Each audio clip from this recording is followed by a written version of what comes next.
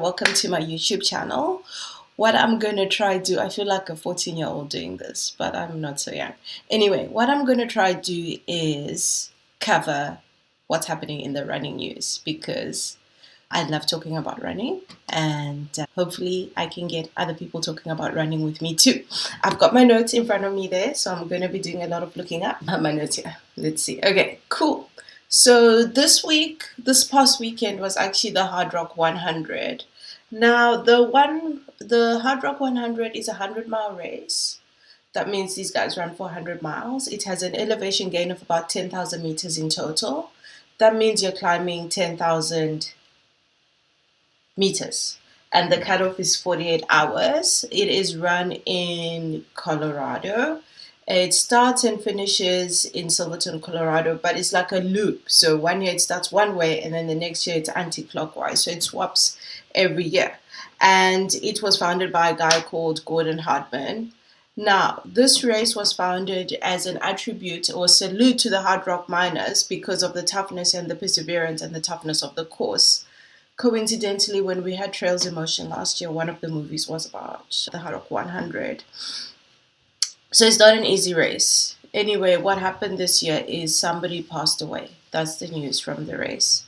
The race organizers themselves put an announcement on their Instagram page which says, "We are deeply saddened to share that a beloved member of our Hardrock 100-mile endurance run family has passed away during this year's event."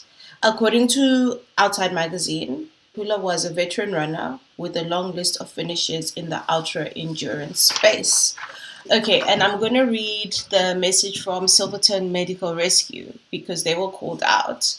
On Friday, July 12, 2025, there was a fatality during the Hardrock 100 endurance race near Gold Lake on Little Giant Trail east of Silverton, Colorado in San Juan Country. Okay, at 9:02 a.m., they received a search and rescue about CPR in progress on the Hardrock 100 course from the suite members. And when they arrived at the scene, they hiked a quarter of a mile up a steep, rugged, remote trail.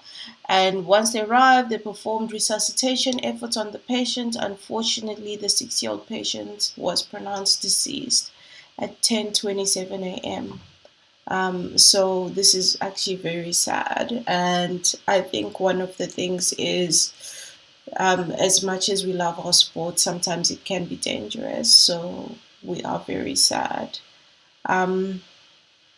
They also said the Hardrock 100 endurance race has been exceptional in organization and safety throughout the years and an excellent partner to our community, said Tyler George, director of the Silverton Medical Rescue. Okay, this is sad news. Condolences to the family.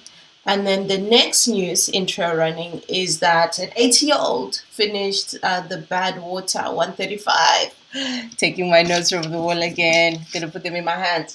Okay, obviously this is gonna get better the more I do it, hopefully. Okay, so this is an 80-year-old man. Guys, I feel so bad because I'm like in my 40s and I'm struggling to get my running done. But this guy is 80 and he finished the Badwater 135, making him the oldest finisher of the race. Bob finished the race in 45 hours and 6 seconds. Now, Badwater 135, I first knew about it. I think I read about it in Dean Canaz's book. And if I'm not mistaken, David Goggins. It is dubbed as one of the most extreme and iconic foot races on earth. You are battling a couple of things. You are battling extreme heat, elevation, and fellow athletes. The race itself is 135 miles, 217 kilometers. The race starts at Badwater Basin in Death Valley, which is 86 meters below sea level. This is the lowest point in North America. Like, these race organizers, are they looking for the toughest races possible? Everyone is in a bid to be the toughest, everything. Okay.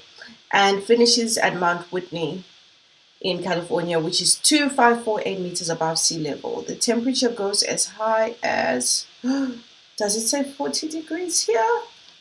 I think it's higher, 54 degrees Celsius. Wow, that's crazy. Cumulative elevation gain of 4,450. So you're not so much climbing.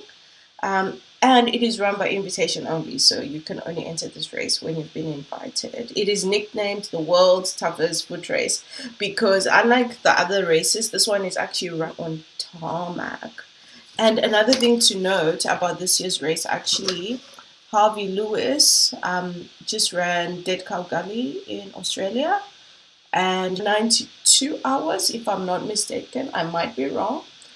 And 3 weeks later, there he is running another 217-kilometer race.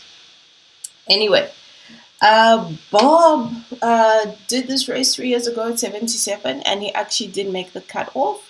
But this year, he managed to make it under the 48-hour cut-off. So at 77, he couldn't do it. But my hope, this is my hope, is that I'm 44, right? And I'm not like seriously dedicated to my running. But he started running ultrarunning 20 years ago. So if he's 80, that means he started at 60. That means if I get serious, maybe I can do something. I don't know. Let's see. Okay. And then the other news, which is maybe not news, is that Ryan Sands ran the Dodo Trail and he came in first in the 50K. I think one of the things to note is that he just ran the Cocodona 250, like I think it was last month. This race is in Mauritius. I suppose what's 50K after running a 250. But I think the interesting thing is that with ultra running, even as you get older, it's not like you're not achieving, you're still achieving. Yeah. So that's the news I have in the trail running world from this weekend. Next week, I will try to have more news, more stuff. But let's see. This is my first one. Let's see how it goes. Thanks, guys.